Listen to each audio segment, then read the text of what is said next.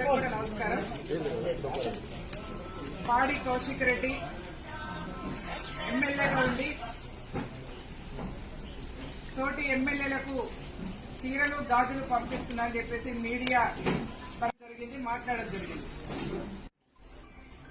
1,50,00,000 పైగా అంటే సగం జనాభా మహిళలుగా ఉన్నటువంటి మేము మహిళల యొక్క మనోభావాలు దెబ్బతినే విధంగా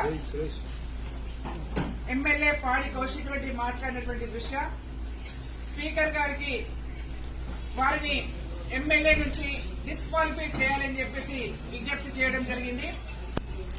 ఎందుకంటే రాజ్యాంగం మీద ప్రమాణం చేసి ప్రజల యొక్క హక్కులను కాపాడుతాం, అందరినీ సమానంగా చూస్తామని చెప్పేసి రాజ్యాంగ పరంగా ప్రమాణం చేసినటువంటి ఎమ్మెల్యేలు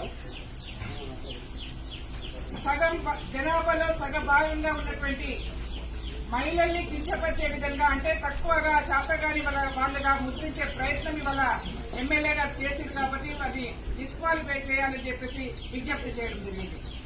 అంతేకాకుండా నిన్న కూడా ఒక అంశం మాట్లాడారు. మళ్లీ తెలంగాణ రాష్ట్రంలో బతుకొచ్చిన వాళ్ళ గురించి మాట్లాడారు.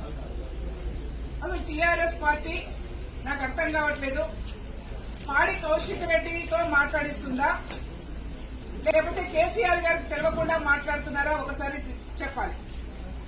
పాడి కౌశిక్ రెడ్డి గారు మాట్లాడుతున్నటువంటి ఎమ్మెల్యేగా ఉండి మాట్లాడుతున్నటువంటి ఆయన మహిళల్ని కించపరుస్తున్న విధానం గాని తెలంగాణ రాష్ట్రంలో ఇతర రాష్ట్రాల నుంచి బతుకు తెరువు కోసము ఇక్కడ నుంచి వలస వచ్చినటువంటి వాళ్ళని గాని కించపరిచే విధంగా మాట్లాడుతున్నటువంటి పాడి కౌశిక్ రెడ్డి విధానం పట్ల గౌరవ కేసీఆర్ గారు స్పందించాలని చెప్పేసి విజ్ఞప్తి చేస్తా ఉన్నాం. ఒకవేళ కేసీఆర్ గాని హరీష్ రావు గారు గాని ఈ విషయంలో స్పందించకపోతే వాళ్లే మాట్లాడించినట్టుగా అనుకోవాల్సి వస్తుంది.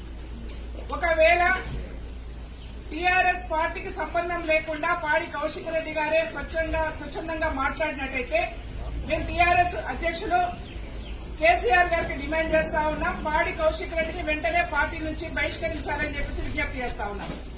అట్లాగే అసెంబ్లీలో ఉండి ఒక గౌరవ స్థానం ఎమ్మెల్యే స్థానంలో ఉండి మాట్లాడుతున్నటువంటి పాడి కౌశిక్ రెడ్డికి మేము మొన్ననే చూపించాము, మహిళల్ని కించపరిచే విధంగా మాట్లాడితే చెప్పు దెబ్బలు తింటామని చెప్పాం. మేము మరొకసారి విజ్ఞప్తి చేస్తా ఉన్నాం, హెచ్చరిక జారీ చేస్తా ఉన్నాం టీఆర్ఎస్ పార్టీ నాయకులకు. ఒకరేమో బస్సులలో ఎక్కి క్యాబినెట్ డ్యాన్సులు చేయండి అని చెప్పి మాట్లాడతారు, ఒకరేమో మహిళల్ని కించపరుస్తారు, ఒకరేమో మహిళలంటే చేతగాని వాళ్ళలాగా ముద్ర వేస్తారు. కాబట్టి వీళ్ళందరూ కూడా బుద్ధి రావాలంటే తెలంగాణ రాష్ట్రంలో మహిళల నుంచి వీళ్ళకు ఎదురు దెబ్బ తిరిగే అవకాశం ఉంటుంది. మహిళలు తిరగబడే రోజు ఆసన్నమైందని చెప్పి తెలియజేసుకుంటూ గౌరవ స్పీకర్ గారికి ఇలాంటి నాయకులు సమాజాన్ని గౌరవించలేని వాళ్ళు, సమాజంలో సగభాగంగా ఉన్నటువంటి మహిళల్ని కించపరిచే వాళ్ళు అసెంబ్లీలో ఉండే ఆస్కారం లేదు.